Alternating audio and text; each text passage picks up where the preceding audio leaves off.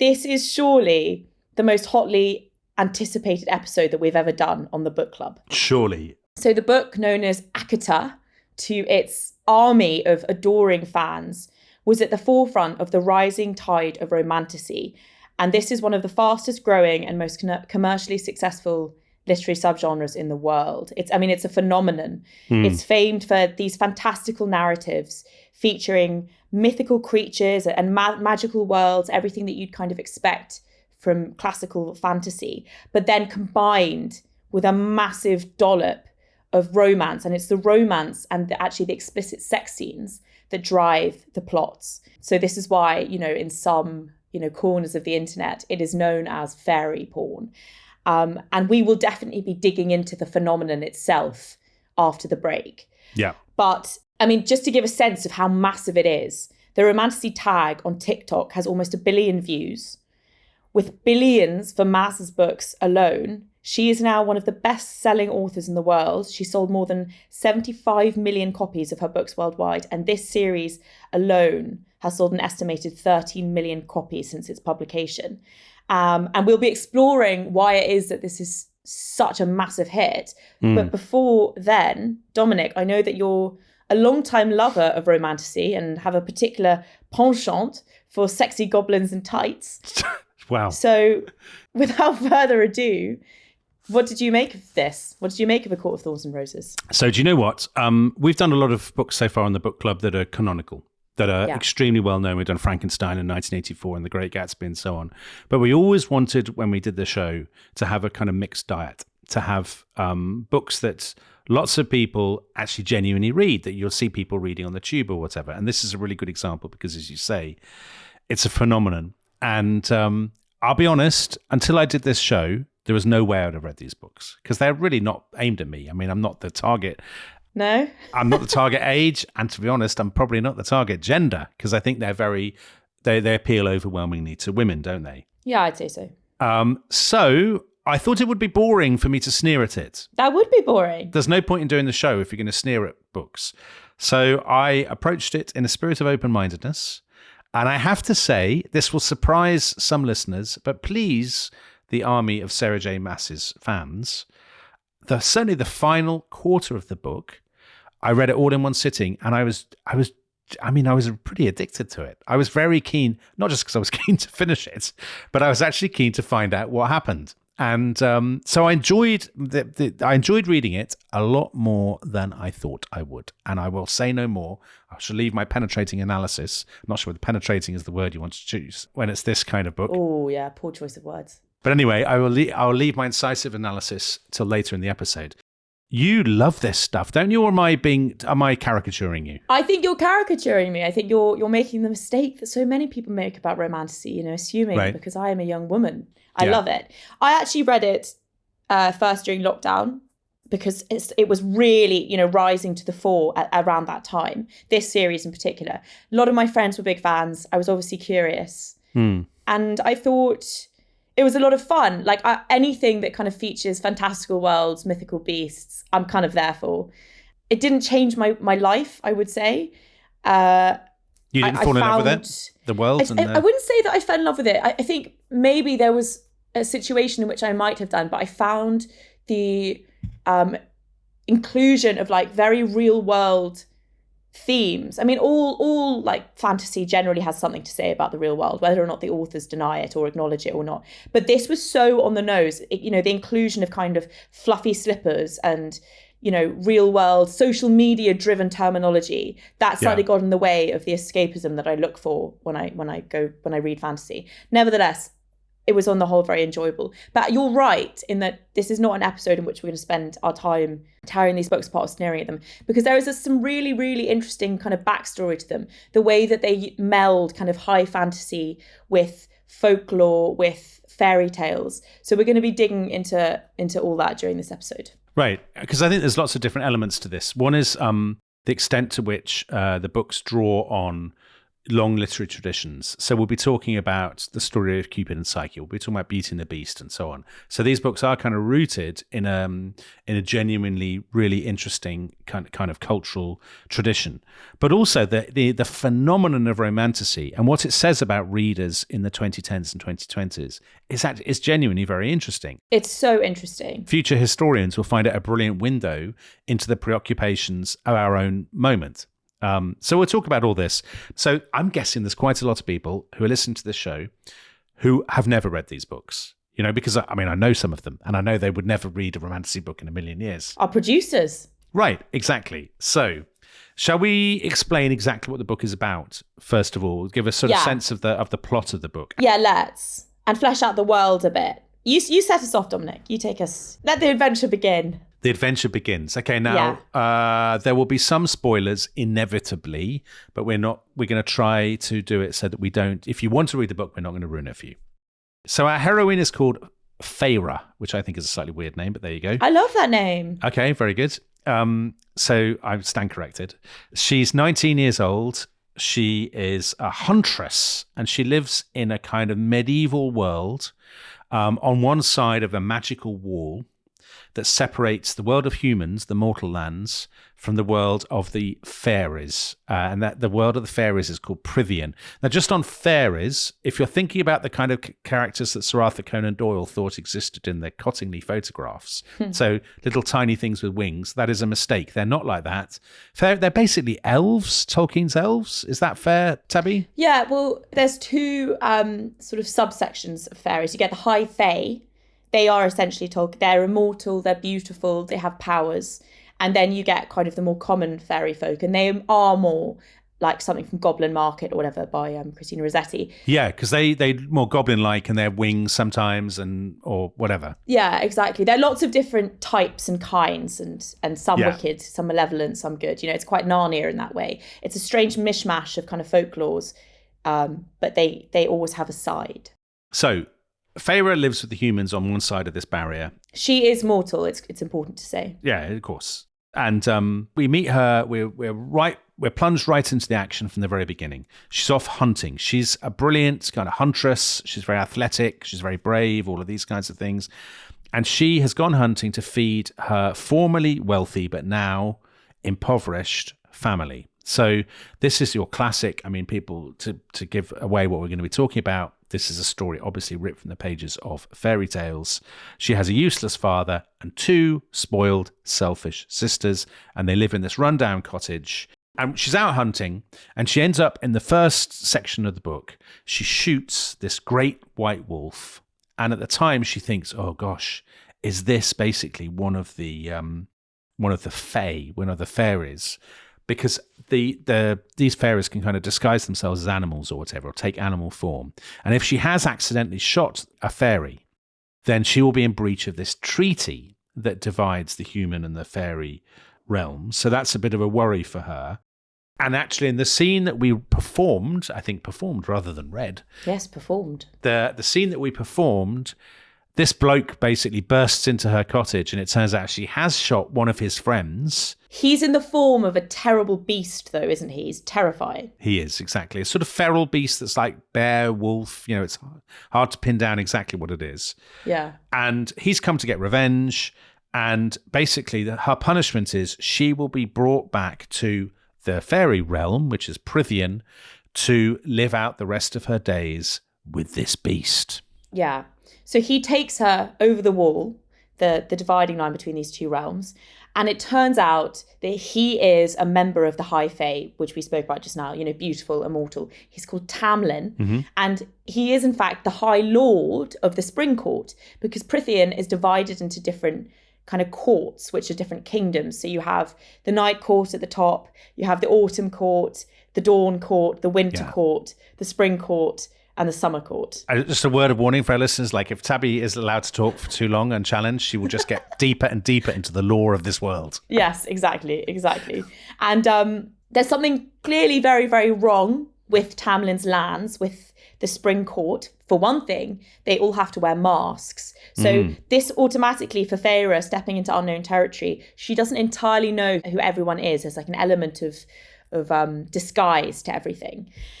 And Tamlin is the manifestation of spring kind of in human form. You know, he's tall, he's blonde, he has green eyes. His powers are kind of tied up with nature. He's a hunk, isn't he?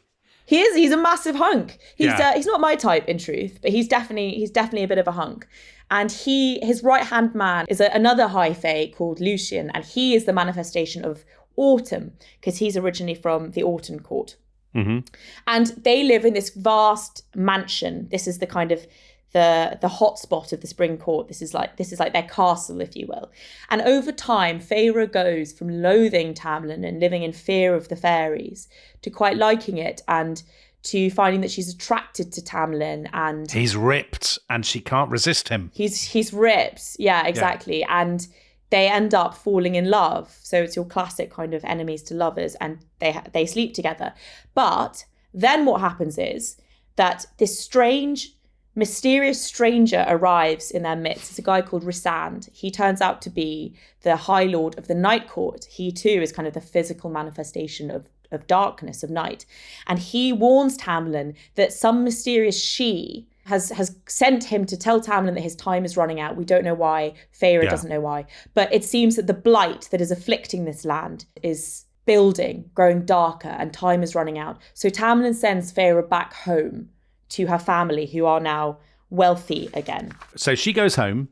Yeah, she's had a lovely time with this bloke who occasionally is like a kind of wolf-like bear. He lets her paint, which is very kind. Yeah, they've been painting. They've been going for lovely country walks. They've been sleeping together. It's wonderful. Anyway, she goes back home. She's a bit miserable. She finds that her family, while she's been gone, have been elevated to wealth and status, which is his doing. Isn't that nice of him? Mm. But then she comes back. She can't resist. She comes back across the wall, back to the castle. She's worried about him. She's worried about him. That's nice. And she discovers, now this is a big, if you're really going to read this book, you could stop listening now because this is a slight spoiler. Come back for the analysis, though. Yeah, do. Don't stop listening. He has been taken prisoner by this evil queen called Amarantha. And basically everything that Feyre thought about the plot so far was a mistake. Reading this, it genuinely was a surprise to me. I thought this was a great twist. She's told this by a maidservant. Basically, there's no blight and plague like she thought, which is why they wear masks. Actually, what happens is Tamlin and co have been cursed by this evil queen who's basically come from Ireland. She's come from a place called Highburn, this island off the coast of Prythian. Unbelievable. I mean, I'm not being hibernophobic, Tabby. This is the truth. This is actually in this book, you're kind of encouraged to be hibernophobic. So maybe... You are. Yeah. So for complicated reasons, this evil queen called Amarantha tricked all the other fairies into giving up their powers almost, or sort of... The other high lords and high fae, yeah. Sorry, Tabby's going to keep correcting me whenever I make mistakes with the precise details of this world. The masks that they wear are symbols of their loss of power. Their emasculation, I suppose, for the male fairies, I guess. Their loss of autonomy.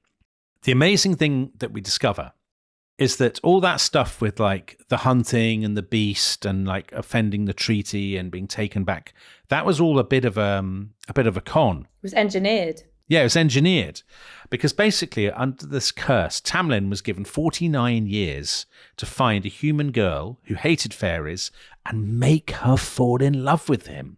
And he had basically taken Feyre, and this was his attempt to break the curse. And Feyre is really shocked by this. Gosh, our poor guy, what a terrible thing. And she decides, I'm going to go on a quest to rescue my love, who's been now taken prisoner by this evil queen. Under the mountain. She's going to go under the mountain. When she gets there, she has to do a series of deadly trials and to solve a riddle to try to rescue him. And she's the one human there, and she's surrounded by these terrifying creatures, the fairies. Can she do it? Will love triumph? Will she get to embrace this incredibly ripped, hunky guy yet again? Yeah. And what's the story with the other bloke who you mentioned, Tabby? Rhysand. The dark character called Rhysand. Yeah. He's lurking in the background somewhere, sort of smouldering and brooding and looking dark and interesting. And, is there part of her that perhaps might fancy him instead? We will find out. You will find out after the break. And the very dramatic cliffhanger that you left us on there, Dominic. Yeah. that couldn't be more appropriate, because in terms of the way that this book is written, it is unrelentingly hyperbolic, unrelentingly dramatic, you know. So it's told from the first person. Feyre is narrating it, and her language as narrator and both, you know, as a character when she speaks, it's full of very modern kind of colloquialisms. There's a lot of repetition. As the journalist Joanna Thomas Core says, they all sound like modern teenagers who talk about bathing and suffering from separation anxiety despite battling evil and wielding magical powers. Yeah, so she will shout at the fairies. They'll come at her. And this is not the Lord of the Rings. She will be like, back off, bitch, and all of this kind of thing, which nobody says in Gondor. You asshole. Yeah, right. No one says that in Tolkien's world. You know what I actually found most unsettling of all, yeah, and that literally just kept pulling me out of the narrative, was every time they kept referring to pants. Yeah. You know, as trousers. You know, it's not like jerkins or leggings. It's like his tight white pants, you know? I think a way you could get around that is by using the word breeches, because that would solve the problem for both British and American readers. But I guess it's a very American book. You know, it's written for Americans, and maybe I mean, I know we have American listeners. Maybe they don't find the word pants off-putting in a fantasy book. I mean, it is funny, you know, as you say, you have this language and yet you're set in kind of the legendary, mythological, folkloric world of kind of, I don't know, Old England or mythological England or whatever. It's very interesting. And the plot itself unspools very slowly. Not much happens for the first 3 quarters. And then, as you said, the last quarter is incredibly dramatic. But I quite like that. I like to spend time getting to know the magical world that I'm kind of reading myself into. And she's very good at building suspense, Sarah J. Maas, I think. I found the first 3 quarters, I shall give myself away here, I found them very slow. See, but I think that reveals something about Romantasy, about the popularity of Romantasy for women that we will touch on later, the aesthetics of it. Yeah, because I think a lot of the female listeners are like, brilliant, they're going off and painting again and going for a country walk and looking at the flowers. And that's not actually like patronising or reductive. Like, I genuinely liked all that. I liked hearing about Feyre's gowns and about the way that the mansion looked and stuff like that. Yeah, whereas I just wanted fighting or, you know, more bedroom action. But you also mentioned the fact that Feyre is totally shocked by what happens to her, because she is an unreliable narrator, isn't she? Yeah, I like that, because I like I like to be surprised, and I genuinely was surprised. Feyre is wrong about almost everything in the first 3 quarters of the book. She misreads all the characters. She misreads her own family. She misreads all the characters that are, you know, there's only a small group of characters in this book. It's not the Lord of the Rings. We're talking about 5 or 6 people, and she gets all of them wrong. Tamlin, his mate Lucien, this bloke Rhysand, all of this. They're all different from the initial impression. And actually a theme of the book, I mean, maybe people who are skeptic will be like, oh, does the book really have themes? It absolutely does. It does. It definitely does. A theme of the book is that people are, this thing about masks, and people are hiding their true nature behind a mask, whether it's a physical mask or a sort of a metaphorical one. And I thought that element was very well done, actually. Yeah, agreed. We'll just say a little bit about the author herself, maybe, Tabby, to give people a sense of it, because we often talk about authors, and it's easier to do when you're doing, you know, John Steinbeck or Emily Bronte or whatever. Yeah, exactly. Yeah. But Sarah J. Maas herself, so she's born in New York in 1986. She's, you know, a fantasy and mythology enthusiast. She's married to another writer who's called Josh Wasserman. And if you look him up, he actually looks a lot like a very kind of sort of slightly more mundane, much more mortal Rhysand. And a lot of fans of this series believe that he was the inspiration for Rhysand, because they share the same birthday. And that's quite a big clue as to Rhysand's destiny in due course, I think. Oh, you're giving us a little clue then. That's nice. So her first book, which was called Throne of Glass, she wrote supposedly when she was 16 years old, and that was published in 2012. And this is basically the Cinderella story. So she loves a fairy tale genesis. It's the Cinderella story, but Cinderella if she were an assassin. So she goes to the ball not to kind of dance with the prince and whatnot, but to kill him. And I actually haven't read this book, I'll be quite frank with you, but you have read it, I think, Tabby? Yeah, I gave it a quick read, and it's really interesting because it's much more kind of rooted in high fantasy. There's a lot less sex, and I think that's telling because Maas wrote it earlier, when Romantasy wasn't a massive genre yet, it wasn't even like a phenomenon yet. And so I think she was kind of feeling it out. But you can see in that book, I mean, not even just the seeds, you can see the whole trunk of the world that will become Prythian, the High Fae, all of that. That world has High Fae, a beautiful kind of kick-ass heroine. Right. And then her later series, Crescent City, also features this same kind of universe. So it's more of a multiverse, I think. And the same tropes are popping up in every single one. Kind of a dark, brooding love interest, people not being who they appear. But Throne of Glass, just getting back to the romantasy of it all, Throne of Glass massively contributed to the success of A Court of Thorns and Roses because it built Maas a fan base that then follow her throughout her career. And not all writers can say that these days, I think. It's an unusual thing. So Throne of Glass, when she started, it was what's called a young adult book. So YA. And ACOTAR, using the technical term, ACOTAR is aimed at a slightly older audience, I would guess, like people in their early 20s probably. As the series progresses older and older, I would say. Right. So she wrote this, she claims, in 5 weeks. And I quote, I wrote book 1 back in 2009. It was one of those can't write fast enough books, a magic book. I got the idea and then bam, I couldn't stop writing it for the next few weeks. It's still the fastest I've ever written a novel. I'm a little bit skeptical of that, I think, because the thing is that romantasy books are famous for their rapid turnarounds. People write them very, very quickly. I think maybe the writing suffers for that. But because they are pushed to, because they have these clamoring fan bases that are hungry for more. And I think the publishers, a part of that. So I was interested You found a fascinating fact about Sarah J. Maas, didn't you? Go on. I was trying to find an interesting fact. I was trying to find a good fact that would give us a clue to Sarah J. Maas's writing. I think this is very indicative of who she is. And to the appeal of her books, the tremendous sales. I mean, there are so many writers who would give anything to have her success. Yeah. And the single most interesting fact I could find about her was, and I quote, Sarah has an entire shelf in her fridge dedicated to cheese. Yeah, well, that's just good sense. And maybe that's where a lot of writers are going wrong. Yeah, but maybe that's triggering like mad nightmares from which, these books are born. Artistic inspiration. Anyway, let's get into the world itself a little bit. Yeah, let's forget the cheese, get into the world. Yeah. So the first thing I said to you when I started reading this, when I kind of texted you about it, I said, I've literally opened the book and it's got the map of Game of Thrones. Yeah. And you rightly pointed out to me, don't be such an idiot. Basically, the map of Game of Thrones and the map of this book is the same because they're both the maps of the British Isles. Exactly. Because people like to root, I think, fantasy in like this mythological old England. I don't know whether that goes back to the Arthurian legends or something. It kind of gives it a credibility, I think. It's Tolkien, right? They're getting the influence from Tolkien. Yeah, definitely. And we'll touch on Tolkien's influence actually in a bit. But so we've said it's Prythian is made up of these courts. And you can see Maas manages to kind of tell us all about the world in one small paragraph when Feyre is looking up at this map, and it's the 6 other courts of Prythian occupied a patchwork of territories. Autumn, summer and winter were easy enough to pick out. Then above them 2 glowing courts, the southernmost one a softer, redder palette, the Dawn Court.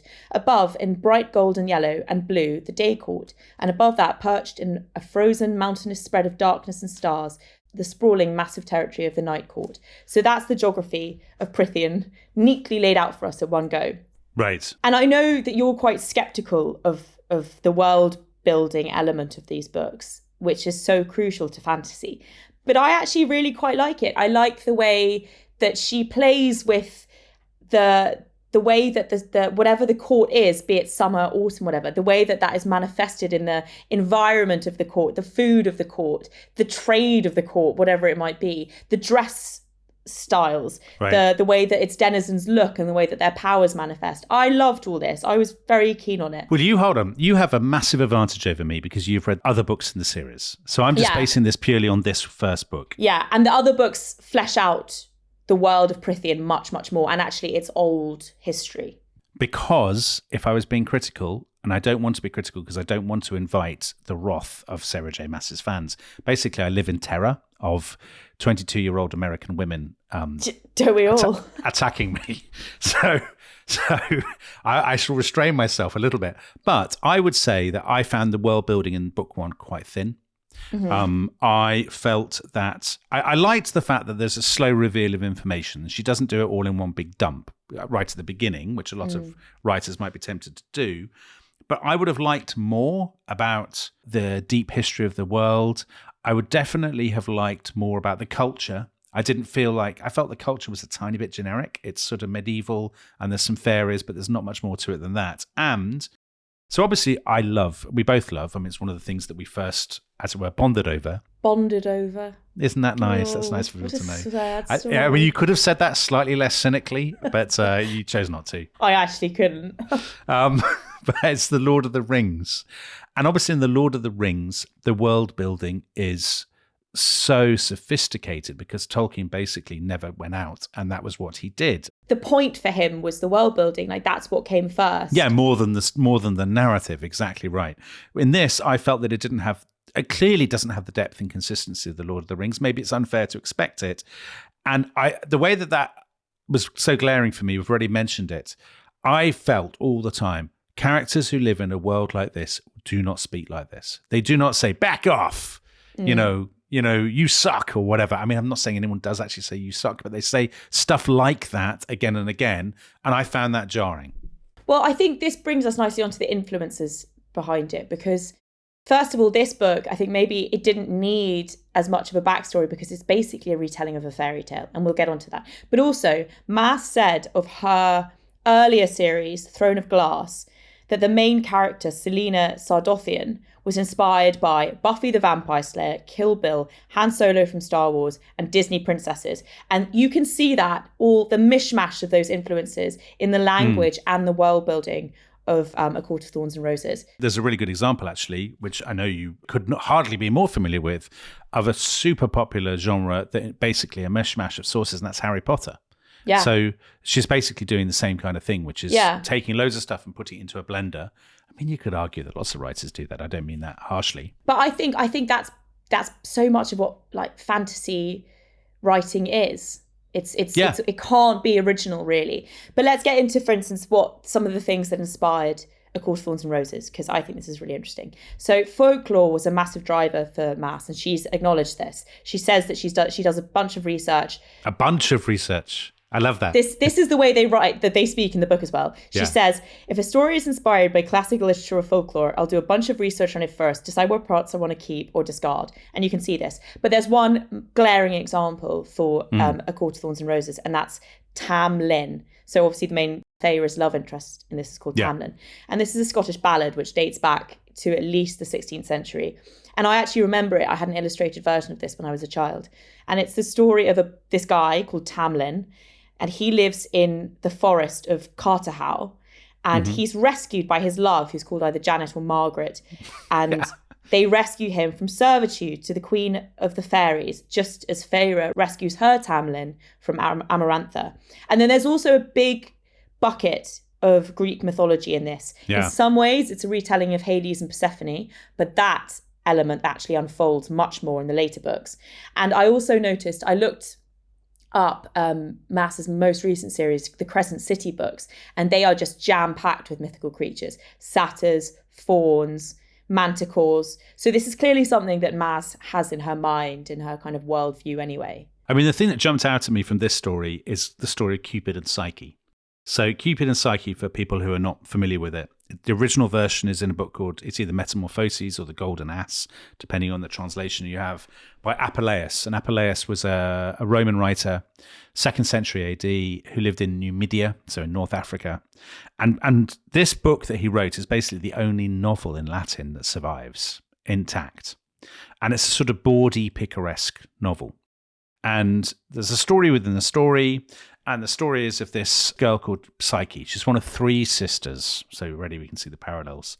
She's very beautiful. And Venus sends Cupid to shoot her so she falls in love with something horrible to sort of punish her because Venus is jealous. And Cupid scratches himself with his arrow accidentally, and he falls in love with her himself. You'll see how the similarities. She ends up being transported to this beautiful house, this kind of castle, where a beast, who is actually Cupid in disguise, sleeps with her. She finds out eventually how beautiful he is behind the mask, and he runs away.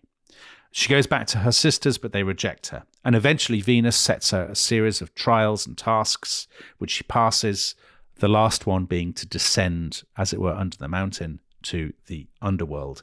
And at the end of the story of Cupid and Psyche, Psyche is rewarded by Zeus. She is elevated to the ranks of the immortals, and she and Cupid are happily married. So, Tabby, I mean, you can obviously see the parallels with the... Definitely. Yeah, exactly. Yeah, but you can also see a very, very strong fairy tale element in A Court of Thorns and Roses. So fairy tales, there's a brilliant definition of them by an American critic called Stith Thompson, who was the late 20th century expert on folklore. He said, a fairy tale is a tale of some length with a succession of motifs or episodes.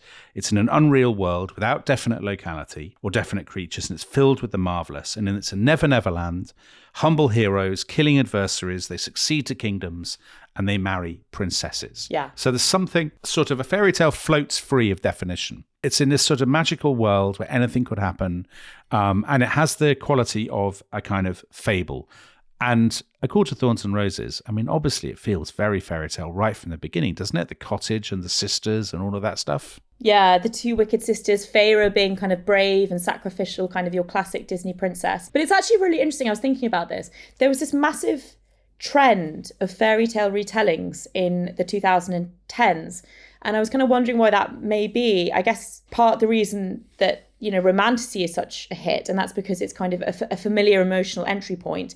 And it's a useful way to blend romance and recognisable character arcs. For instance, the latest season of Bridgerton is a retelling of Cinderella. So oh, really? It's obviously something that continues to appeal to culture and society. But we mentioned that Beauty and the Beast is basically the inspiration for this book. And that is a very familiar entry point to a lot of people. Of course. So just on Beauty and the Beast. So Beauty and the Beast originates from the 18th century. The first version written down it's French, by a French writer, 1740, called Gabrielle Suzanne Barbeau de Villeneuve. And she was writing in what was called the salon tradition, the kind of précieuse tradition. And what that meant was basically it's posh people in salons telling each other lovely little stories, often with a kind of moral point to them. And they'd inherited this tradition from the godfather of fairy tales, who was called Charles Perrault, who was an official at the court of Louis XIV. And Perrault basically invented fairy tales as stories told within the court.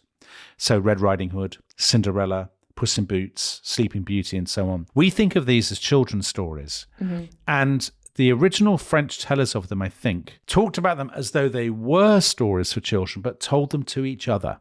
So it's like, here's a lovely children's story, but you're actually telling it to adults to while away the evenings, when you've got your gigantic wig. I love that. I think that would be, I'm going to give myself away.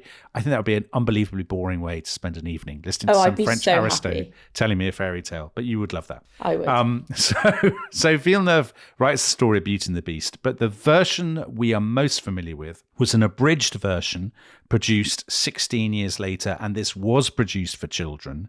And it's by another female writer, Jean-Marie Le Prince de Beaumont, and she writes the version of Beauty and the Beast that we are all familiar with. So just a very, very quick, simplistic recap. A wealthy merchant who has lost his money, as in A Court of Thorns and Roses. He and his family have been forced to relocate to a cottage in or near the woods.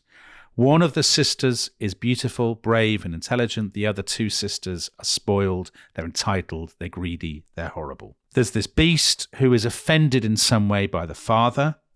The daughter must sacrifice herself and go with the beast to repay her father's debt, as it were. She goes to the beast's house. There, the beast surprisingly treats her like a princess. Over time, she and the beast fall in love with each other, but eventually the beast, because he's mellowed, he lets her go home to her family. And she says, I'll be back in 2 months. She forgets because she's gone home. She's gone home to her family, and the beast starts to die. His heart is breaking. She finally returns. She confesses her love for the beast. She says, I will marry you. And at that point, with the kiss or whatever, Aaliyah in the chat, our producer, is writing Stockholm Syndrome, which I think is a little bit harsh. Famously, yeah. Yeah, I think Aaliyah is even more cynical than you, clearly, Tabby. Clearly. She kisses the beast or whatever. The beast wouldn't you know it, the beast transforms into a handsome, hunky prince. It turns out that all along he was the prince and he was afflicted by this curse, by this enchantment, and they live happily ever after. And Tabby, obviously, you know, this is the plot of A Court of Thorns and Roses to some degree. It literally is. I mean, you have Feyre, you know, she's kind of beautiful, slender, she has unusual eyes, very Disney princess in that. She's kind of got some special skills within her that makes her different from other girls. She's got 2 kind of horrible spoiled sisters. She comes from an impoverished family. She goes to live with kind of the moody Tamlin, the beast, and she teaches him to love. And then you have Tamlin, who initially seems kind of arrogant and bad-tempered, but then over time spent with his princess, with Feyre, turns out he's actually quite a good guy. He's shy. He's misunderstood. He's kind, Dominic. Do you not think I connoted that in my reading, in my performance? No. That was all X-Men. That was all Wolverine. And his mask in this is it equates to the beast's, you know, horrible disguise. But obviously it's Romantasy, so the hero can't be ugly. It also serves to kind of hide in this Tamlin's emotional vulnerability, because Romantasy is kind of led by emotion rather than in a way that classic fairy tales absolutely do not. And then Feyre's sister Nesta, the mask device is used in the same way later on as well. So you have beauty, Feyre, the beast, Tamlin. Feyre, like Belle, falls in love with her imprisoner. But there's a final kind of major influence on this story, and I think for Romantasy in general, and that's just, you know, classic high fantasy. And Sarah J. Maas has acknowledged the debt that she owes to, you know, fantasy authors like Garth Nix, Lloyd Alexander, and of course the godfather of all high fantasy, and that's J.R.R. Tolkien. And there are tropes in this that you can map onto classical fantasy. You know, a reluctant hero steps into this destiny and grows in their power, clearly delineated good and evil, some sort of quest, and then of course fantastical world building featuring strange creatures and magic and all that. And I think the first instance of this that you can spot in A Court of Thorns and Roses is Lloyd Alexander's Prythian, isn't it? Which we both, it turns out, read when we were little. Yeah, so it's kind of the Black Cauldron, isn't it? And there's a guy called Taran who used to be a pig keeper and rises to become High King. They're American. They're rooted in Welsh mythology in the Mabinogion, and they are written obviously for children. I think they won a lot of awards in the 60s and 70s. I loved them actually. Me too. Sarah J. Maas was completely upfront about it. I found a thing that she'd written on Twitter when she said, basically, you know, I love those books. I got the name. So Prythian comes from Prydain, which is in his books, which is basically an old Welsh word for Britain, I think. So there's that. Obviously, the Lord of the Rings, the idea of the quest, the idea of the elves. The High Fae. And the High Fae, exactly. Both of them have these objects of great power that kind of set everything in motion and needs to be destroyed. The ring, in this it's the cauldron. You have this thing of mortal love, which is replicated in kind of cycles throughout the generations. So you have Arwen and Aragorn, and they are kind of the descendants of Beren and Luthien. In this, Feyre and Tamlin, it turns out, are not the first mortal and immortal to fall in love, because before them, there was Clythia and Durian. So this is very Lord of the Rings. Yeah, it is. The difference, I suppose. So here's the difference. There's the high fantasy element, there's the fairy tale, there's Greek mythology, there's all of this kind of stuff. But the other element, I would say, is, I mean, there's high fantasy and high school. So when I got to the end of the book, I thought to myself, you know, this does feel very, very like a high school romance. So Feyre is the outsider girl from the wrong side of the tracks. The evil queen Amarantha is basically the queen bee of the school. There's the school quarterback, who is kind of Tamlin, who's hunky and blonde. Yeah. There's his sardonic mate, Lucien. There is the bloke who's a crony of the queen bee, but who actually turns out is quite interesting, and he's got these kind of smouldering dark looks. Yeah. And that's Rhysand. And at the end of it, I don't want to spoil it, but basically the end of it, the climax does involve the queen shouting at Feyre, "Say that you don't truly love him. Admit to your inconstant heart." And this is kind of very much like the showdown in the changing room or something. I'm not going to lie, no one ever said that in Glee when I was watching, but I know what you mean. The general... You know what I mean. It's like basically they're fighting over this guy. do you love him? Don't you love him? Yeah. You don't really love him, all this kind of thing. Yeah. And I think that is obviously a part of this. It would never have occurred to J.R.R. Tolkien in a million, if he'd lived to the age of 100,000, he would never have. He would never have incorporated a kind of teenage romantic love triangle. But then alongside this kind of high school element, there is a big dollop of sort of classical romance. The romantic element is central. Like there's even something of, La Belle dans son Merci in this, the Keats poem. Yeah. Traditional romance, people sitting in fields staring at each other, kind of moon-eyed, a lot of nature. So we can see from all this that the book is clearly a massive mishmash of all these themes: fantastical worlds, high school parlance and drama, folklore and fairy tales, classic romance. But what Romantasy does is it sprinkles in sex into all of this. And that is kind of what makes it a bit different. And I think we should get to a break now, Dominic. But after the break, we'll compose ourselves before we get. We'll compose ourselves. Yeah. After that, we'll be exploring kind of the purpose of sex in Romantasy. Is there one? Is it just kind of shameless titillation? And we'll also be digging into Romantasy itself and the massive plot twist at the heart of A Court of Thorns and Roses. So exciting. So come back after the break. See you after the break.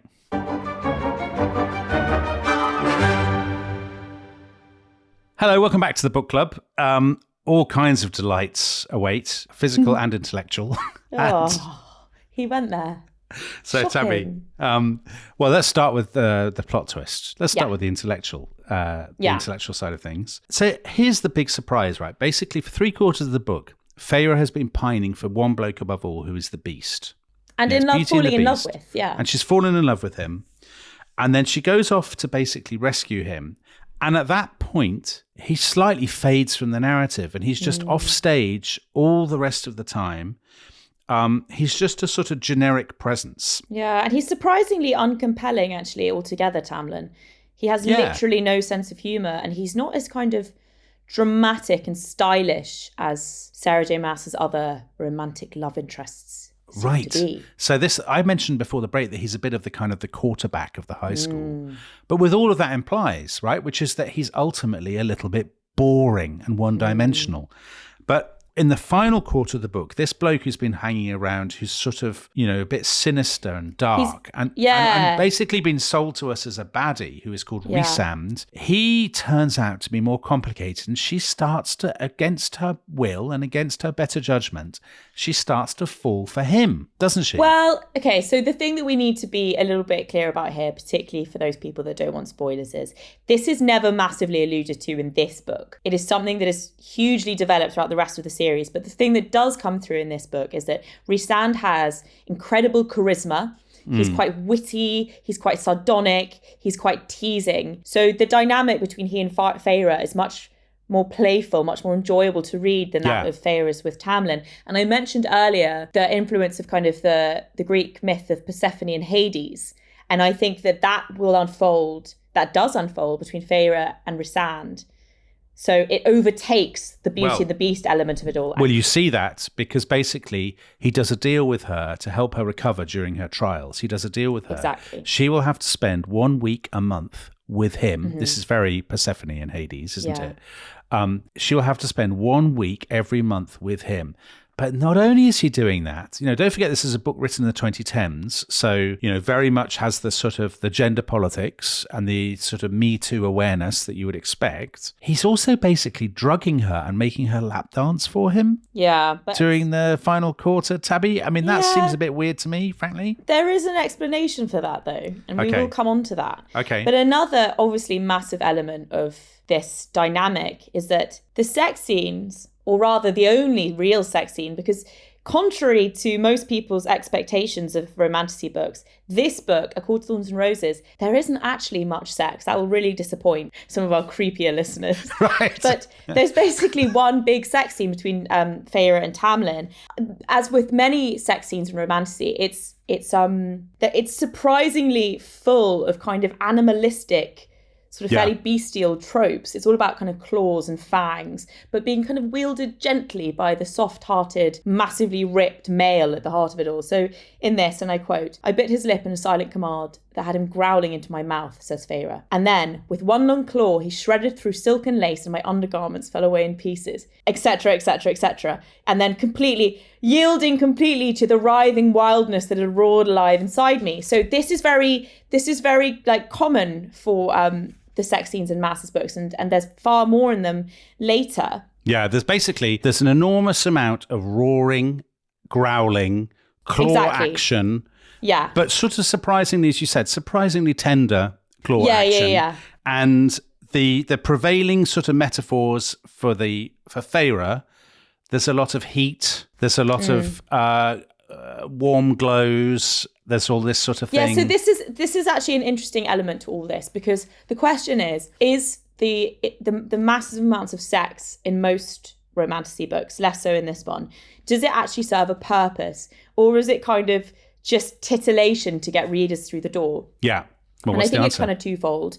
Yeah, I think it's kind of twofold, because I think on the one hand, in a sense, it does serve to further the plot in terms of furthering these romantic relationships between characters and their dynamics. Because in the sex scenes themselves, you learn a lot about the dynamics between the male and the female in question, if that is the case. And that is because often the males themselves are very subservient to their kind of kick-ass female lovers. So it's very much about, female pleasure and the female gaze. And also the sex is often used to demonstrate whether or not two characters in Maas's universe anyway are mates. Mates is like soulmates in this world. She really believes in the idea of soulmates. She totally does. And if the sex scenes are particularly kind of imbued with magic, if there are kind of explosions of magic. So there's this scene in the Throne of Glass series where when these two characters have sex for the first time, their magical powers literally explode out of them. And that demonstrates to us that they are mates. They're soulmates. Okay. So Tamlin and Feyre never really have this. No. I mean, on the other hand, other romantasy books that I've tried, I think Maas is the best of them, like Rebecca Yarros's Fourth Wing. It was actually annoying after a while. Just the constant injection of needless, pointless sex scenes, and that felt like a bit kind of exploitative almost. What about this issue of the sexual relationships or the sexual feelings that Feyre has in A Court of Thorns and Roses? They are, you could argue, they're coerced. So A, she's been taken prisoner by Tamlin, and B, Rhysand, the other guy who she kind of ends up fancying, he has forced her to come. He's going to force her to come to his court 1 week every month. I mean, Hades, when people tell the story of Hades and Persephone, nowadays people say, well, this is a story of rape. He's a rapist. Yeah. Do you think that's true of the scenes in the, because you were saying, the men are submissive and all of this. I didn't read it that way, to be completely honest. I read it that he's a beast, Tamlin. He bites her at one point. This is before they sleep together. There's a scene where he bites her on the neck. I mean, he's got his claws. He's a giant feral presence. I mean, you could argue this. I mean, clearly Sarah J. Maas wants us to believe that this is very desirable and pleasurable for her. But you could argue, couldn't you, that actually he is the dominant partner, as it were, not her? Or am I misreading that, Tabby? It's important to remember what stage of the narrative we're at, and that this is a story full of, development and emotional development and stuff like that. So at this stage, Feyre isn't at the height of her powers. As the book progresses, she will grow to an incredible degree of kind of independence. It's all about tracing her emotional arc as much as anything. She's quite low status at this stage. And actually, we will discover later on in the series that she feels huge resentment towards Tamlin. Oh. And kind of, and he kind of, at this point, she sort of almost falls in love with him because he looks after her and he gives her things after she's had to look after others for so long. In terms of the, Rhysand getting her to dance, we learn that it's because he's saving her from something much, much worse. Oh, okay. He's basically preventing her from being molested by other fairies. And in the end of the book, she is the one that saves Tamlin, not the other way around. To play devil's advocate again, I mean, our story is narrated by, it's obviously written by a woman, narrated by a woman. Most of the readers are women. I mean, is this basically, I hate to use the sort of slightly jargon, but basically the female gaze. So we're seeing everything through a woman's eyes. You were saying, does it celebrate female sexuality, do you think? Or is it objectifying it kind of yet again? Yeah, so it's an interesting point because throughout the book, men are constantly kind of looking Feyre up and down with these kind of long lingering glances. But I actually think that this book is massively kind of a celebration of the female gaze and female sexuality and female pleasure. It's always directed, the sex scenes, everything. What is attractive in the male heroes or characters. It's very female. And also it's Feyre is narrating the story. So she is the one that's telling us that these men are giving her these long lingering looks. And so she is basically acknowledging that. She's seeing it. Right. She's observing this failing in men. She's highlighting it. She's noticing that it's not okay. That doesn't mean that I think it's a massively feminist book either. Could you not argue she's defined entirely by her relationships with men? There's maybe her sisters, but apart from that, and there's one maidservant in the magic house called Alice that she kind of ends up being quite pally with. But by and large, this is just about her and the hunky blokes. I guess why shouldn't a woman write that kind of book for other women? That's just at this stage in her arc, I think. Like, this is when Feyre is still, discovering her strength, if you will. Later on, she is generally in status much higher than any of the male characters that she encounters. And her female friendships become central and crucial. And the cast is massively broadened in terms of female characters. There's all sorts of kind of strong, kick-ass women.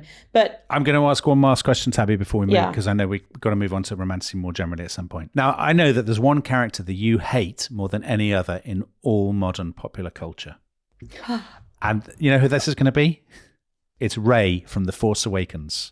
So Daisy Ridley's character in the Star Wars reboots. You hate Rey, and you're always slagging her off and dissing Daisy Ridley to me, which is poor. Not Daisy Ridley. I think Daisy Ridley's great, as far as I know. No, you confuse the character. No, that's a lie. You absolutely confuse the actress and the character. It's shocking.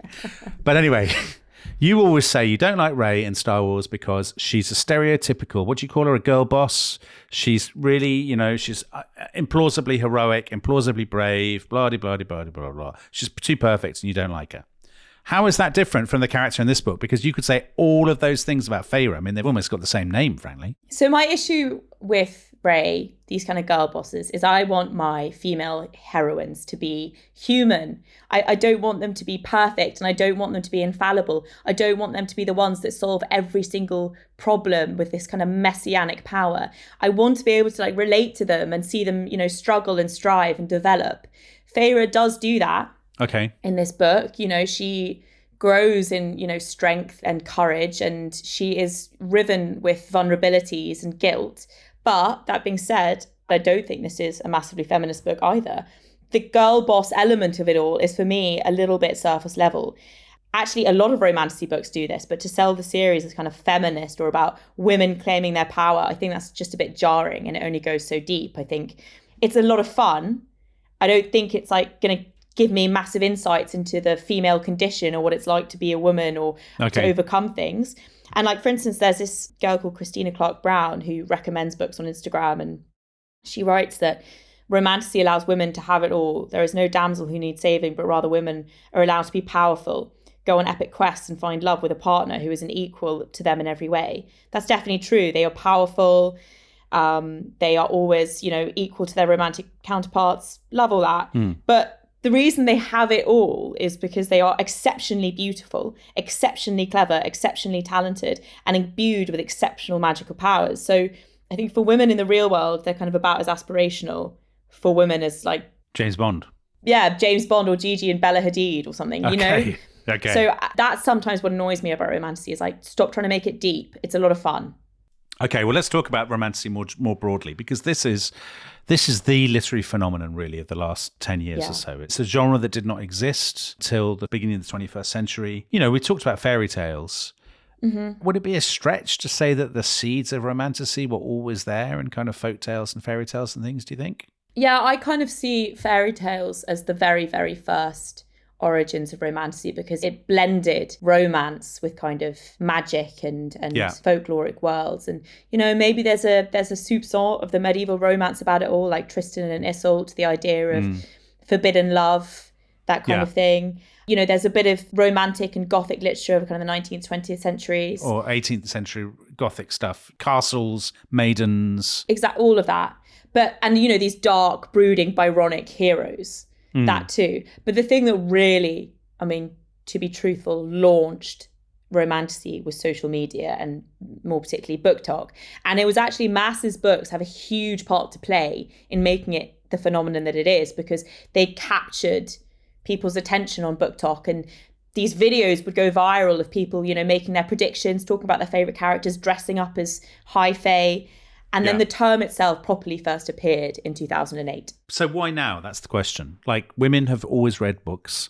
Women drove the rise of the novel in the 18th century. So it's not surprising that there are genres dominated by women today. But what is it about this genre in particular that appeals to so many millions of incredibly enthusiastic younger women? I mean, Rebecca Yarros, there's a quote from her, you can find it online. She says it's because the real world sucks. There's probably a more professional way to say that, but people want to escape. Sure. But I mean, the real world has often been very dark and terrifying, and people have always wanted to escape. And it might have been in the 1930s, they would have been escaping by reading Agatha Christie whodunits, which tell us a lot about the intellectual climate, the cultural climate of the 1930s. We live in an age when there's lots of talk in the newspapers or whatever about mental health, about trauma, about sexual abuse, about sexual empowerment, all of these kinds of things, about harassment, about living your truth. Do you think, is it too simplistic to say that basically Romantasy is the fictional embodiment of all those things, do you think? The escapism it provides is very different from that provided by, say, Lord of the Rings or Harry Potter or Game of Thrones, because the focus and the driver in Romantasy is emotion. The emotional stakes are generally the point of everything. They're the heart of it all. Yeah. Whereas traditional fantasy is more about like the outside. It's about world building. It's about elaborate laws, quest structures, external stakes. So it's like the make-believe that you loved as a child, but then as you get older and, you know, arguably more emotionally complex and you're kind of buffeted by the social concerns of the day, as you say, mental health is a big concern these days. It's part of our cultural conversations. It's all over social media. What it does is it binds that into these escapist worlds, but makes it feel at least superficially relevant. And maybe that makes it kind of more permissible. Like if you're a 30-year-old woman and you're sitting on the tube, maybe you feel a bit silly reading Harry Potter. You wouldn't feel silly reading about like a woman overcoming PTSD, even though she was wielding a sword. Right. It's almost as though the plots and the world building in Romantasy, it's like there's almost something that feels a bit half-hearted about it sometimes. It's almost like a means to an end, the end being to kind of maybe tick, without being too cynical, trauma and mental health boxes. For instance, Feyre's journey under the mountain. It's kind of more about, will she choose Tamlin? What will it do to her mental health and her feelings about herself, rather than, you know, will evil prevail in Prythian? So that's why, for example, when Sarah J. Maas uses the device of masks, ultimately why they're wearing masks is not that interesting. You know, the reveal that it's about a curse rather than a plague. I mean, who cares? The point of the masks for her is the emotional truth, which is that we're all wearing masks and, you know, we're ashamed to be who we are and we're putting up barriers and all of that kind of thing.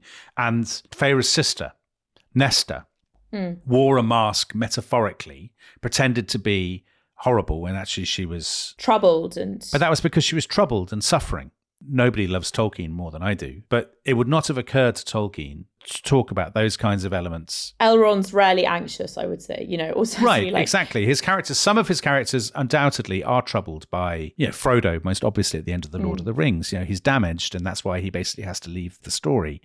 But most of his characters do not have mental scars. They don't suffer trauma in the same way. Some of them do, but most of them don't. Whereas in this, you get the impression that they're all battling with their demons, aren't they, to some degree? Definitely. So it treats that as central rather than secondary. And it also treats the romance as central, not secondary. So in other fantasy series, Game of Thrones, Harry Potter, the romance, it happens on the side and maybe it has some kind of purpose, but it's not really the point. Whereas in this, it's all about the romance. And the sheer fact that it blends romance and fantasy is just massively significant, because those are two of the highest selling genres worldwide anyway. So you get the kind of addictive, kind of dopamine triggering format of romance, you know, enemies to lovers, will they, won't they? And then you blend that with this sense of like world-shaking destiny and soulmates and the escapism that affords and the sheer spectacle of it all. And then throw in a kick-ass heroine that massively appeals to kind of a generation brought up on the aesthetics of social media. And that's the other thing, is these worlds are very aesthetically pleasing. You get lovely details about how the bed hangings look, you know, about Feyre's dress, about how her hair is arranged, about what they eat. So the aesthetics of it, the linen is always good. That's definitely an appeal. And that's very kind of the shiny, polished world of social media. Yeah. What about, so I see you wrote down some notes, and in the notes you have the word influencers. Yeah. You see the characters as the fantasy equivalent of influencers, basically. This is probably very, very cynical of me, but I think maybe there is a slight element. I actually wouldn't say so much in Maas's books, but maybe in some of the other Romantasy books that I've dipped my toe into, wherein, you know, influencers, they're kind of perfect looking people doing perfect things. Yeah. But they also, you know, they're telling you their truth and they're telling you their story. And sometimes maybe that's all about how they've overcome some sort of mental health challenge or whatever it is. Sometimes I feel like in some of these books, it's like perfect looking people doing perfect things, falling in love with perfect people. And then like they kind of maybe crowbar in a massive dollop of trauma into that. I was about to ask you about the trauma. Do you think the trauma is unearned? I don't think it is. The emotional investment that a lot of readers have in these books, they believe in the trauma, right? They believe in the psychological suffering of the characters and they see that as inspirational. Yeah, definitely. And that's another thing that I think is great about Romantasy, and I think people are too harsh on Romantasy about, is the fact that it means so much to so many people and it affords so many people so much joy. It means it must be a good thing. And I think within these narratives, the characters, say Aelin in Throne of Glass, Feyre in this, they go through terrible things, their trauma is earned. But like sometimes I think, do you need to be that violent? Do you need to go that far? Yeah, there's a fair bit of violence towards women in this. Yeah, I feel like sometimes it's a little bit exploitative. It's like a series of social media vignettes or tropes or clips. Yeah. That's got to be more violent than anything you've ever read. That's got to be more romantic than anything you've ever read. Yeah. Social media is not a subtle place, neither is Romantasy. So it's a series of set pieces, basically. A series of very, feels like that lurid sometimes. Set pieces. Yeah. And there's a lot of, there are people in publishing, aren't there, who are anxious about Romantasy. A bit like the argument that people made a few years ago about the Marvel films and cinema, that it drives out all other stuff, that it's commercially dominant, that publishers don't have the courage to take other stuff on. I have to be honest, I don't find that a very plausible argument, because I think people have always made that argument about other genres. So you could have made, I mentioned detective fiction. Detective fiction and romantic stories probably appeal to quite a similar demographic. So we're talking about women in their 20s and 30s. And people at the time might have said, God, Penguin are only interested in publishing whodunits these days. They're driving out all else. I think it's unfair. If people want to read Romantasy, that's what publishers should produce, right? Because publishers are serving the market. Yeah, of course, absolutely. And also, I don't think people should ever be shamed for reading anything. I think anything that gets people reading is brilliant. Who knows, these books could serve as a wonderful gateway to more sophisticated, maybe, fantasy world, which could then mean that they leapfrog over into reading, I don't know, the classics, whatever it may be. And you're right, like people said about how, some authors I have seen online said this of Harry Potter, that it was destroying literacy, that it was kind of bonkers, melting people's minds. I hate that tone of like totally bonkers. I'd never kind of get that. Do you know what I did when I was a teenager, when I was 14, 15? Video games. I did, but also I tell you what I was addicted to, absolutely addicted, the novels of Jeffrey Archer. Now, some people listening to this will never listen to this podcast again. They'll be like, why would you? I loved them. I liked Tom Clancy. I loved all of that stuff. I read every Agatha Christie. Yeah, I hate bookish snobbery. It always annoys me. And also, the other thing is people say that it's taking attention away from other books and stuff. Great things are still being published. And I suspect that anything that is, brilliant, whatever that means, reading is so subjective, they will endure. For instance, last year, Dostoevsky's novella, White Knight, suddenly had this massive upsurge on social media. That is a very tricky, gritty book to get your teeth into. It's not an easy read, but, that's still coming back. Completely agree with you, Tabby. I think I'm bewildered, actually, when people look down on stuff. It doesn't necessarily mean that I think it's great. I wouldn't go to the other extreme of the inverted snobbery and basically saying, oh, it's brilliant because people like it. I don't take that view. But I think it's fine. It's fine to have fish and chips. You don't always have to have Michelin star food. No, exactly. It's really enjoyable. There is much more to it than, inverted commas, goblin sex. They're founded in kind of folkloric traditions. There's shades of kind of Victorian romance. There's Byronic heroes. There's fairy tales, sexual in their temptation. They're quite amusing. I like the world building. And, no one ever said this about Game of Thrones. No one ever said that, Game of Thrones was rotting people's minds and anything like that. And I think because they're much more masculine books and these are much more female books. People always, and they always have done going back to the 18th century, they have always liked to sneer at what women, particularly young women, read. There's nothing wrong with being, a commercial writer. Jane Austen was a commercial writer. George Eliot was too. But sometimes I feel like they have like a list of boxes that they need to tick that will like feed the ravening audiences of Romantasy lovers. They're like, sex scene every chapter, tick. A good dollop of trauma, tick. And I find sometimes that trauma element, you know, with characters saying things like, he was respecting my boundaries, I was speaking my truth. That's fine. But do you have to say it so on the nose? It takes some of the power away from me, you know.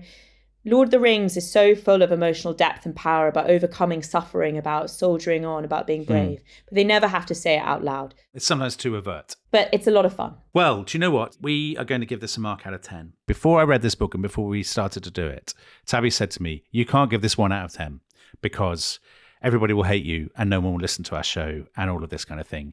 And do you know what? Having read the book, there's no way I'm going to give it 1 out of 10 because I enjoyed it a lot more than I thought. So, what's our rating system this week? This is about the female gaze, so you can decide. All right. Well, Dominic chose this, obviously, as a massive fan of goblins and tights.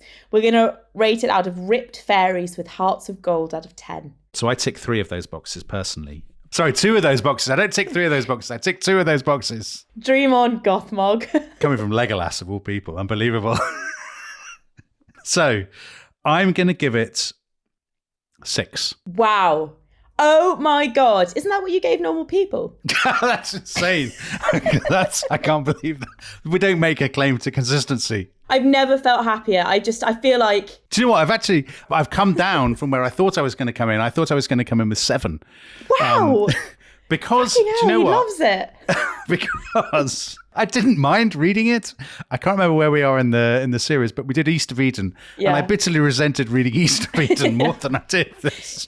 You know what? I think shorter. Yeah. I think you're rating that so highly because you're secretly an otherkin. Right. What is an otherkin? You put that in the notes. Tabby littered the notes with these weird sexual terms. They're not sexual. Furries, Therians, and otherkins aren't sexual. Yeah. What are they? I don't want to Google them in case. It's about having a deep, spiritual, psychological, or metaphorical connection to an entity that is non-human, you know? If you identify as a dragon, more power to you, brother.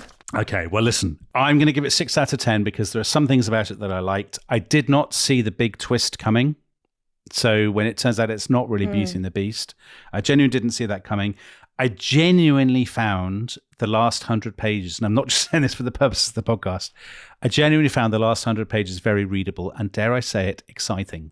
I wanted to find out what was happening in the trials. I kept reading. There are a few other twists to do with the characters, like Tamlin and his heart, which I won't give away because it's a big spoiler, but I thought that was quite clever. I didn't see that coming. I'm marking it down from 7 to 6 because the answer to the riddle at the end of the book is so obvious. You would have to be absolutely deranged not to guess it, I would say. It's blindingly obvious. Yes. So 6 out of 10 for me. Tabby, please tell me you're going to come in lower. I'm actually also giving it a 6. Great minds think alike. I think it's so much fun. I love the world. I genuinely love the world. I like all the folkloric stuff, the mythical creatures. I like all the stuff with the different courts. I like the pacing. You know, I'm happy to just live in a world with not much happening. You know, it allows me to get a feel for it. The writing isn't amazing by any stretch of the imagination. No, it's the prose, by the way. We haven't really talked that much about the prose because there's not that much to say. It's workmanlike. Yeah, it's workmanlike, and I got sort of tired of the repetition, you know, mix it up a bit, Sarah J. Maas. But, you know, she does manage to inject a hell of a lot of passion into it. But I am going to deduct a couple of points because while there is a lot to admire in Feyre, you know, genuinely admire, and she's not two-dimensional, I didn't like her that much. And I didn't find that I cared as much about her fate. I found Rhysand and Lucian entertaining, but Tamlin, oh my God. Despite his bulging tights, there's just absolutely nothing interesting about him. And also Amarantha is a bit underwhelming. She's kind of like a cartoon cutout. Yeah, she is. She's an evil queen, yeah. That's it. And I found the scattering of kind of modern phrases and references a bit jarring. But I massively enjoyed it. I'm not going to rush to the next again, but I massively enjoyed it. Do you know what? I want to rush to the next, but I can't. I want to crack on with the series and find out what happens to Feyre. Is that because you need to read The Woman in White? That's because I need to read The Woman in White by Wilkie Collins, which is our book for next week. Out of interest, which court do you think you'd be in if you had pointy ears and long hair? So I'm looking at the courts. There's the night court, the day court, the dawn court, the winter court, the summer court, the autumn court, and the spring court. And the court of nightmares. I'm probably from the court of nightmares now. Yeah. So we've got The Woman in White, and then after that, we have a total change of tone because we are doing Toni Morrison's book, Beloved. After that, we are doing Mrs. Dalloway by Virginia Woolf, great classic of the early 20th century. Then we're coming back into this sort of territory again. We're doing The Hunger Games by Suzanne Collins. And after The Hunger Games, it is The Portrait of Dorian Gray by Oscar Wilde. Then The Code of the Woosters by P.G. Wodehouse, which is one of my absolute favourite books. That's The World of Jeeves and Worcester. Yeah, it's wonderful. And then a book that actually I've taught, would you believe, when I was an academic, Little Women by Louisa May Alcott. And on that bombshell, we should probably draw a gossamer veil with our claws. We're getting bogged down now in fantasy metaphors. Goodbye. Bye.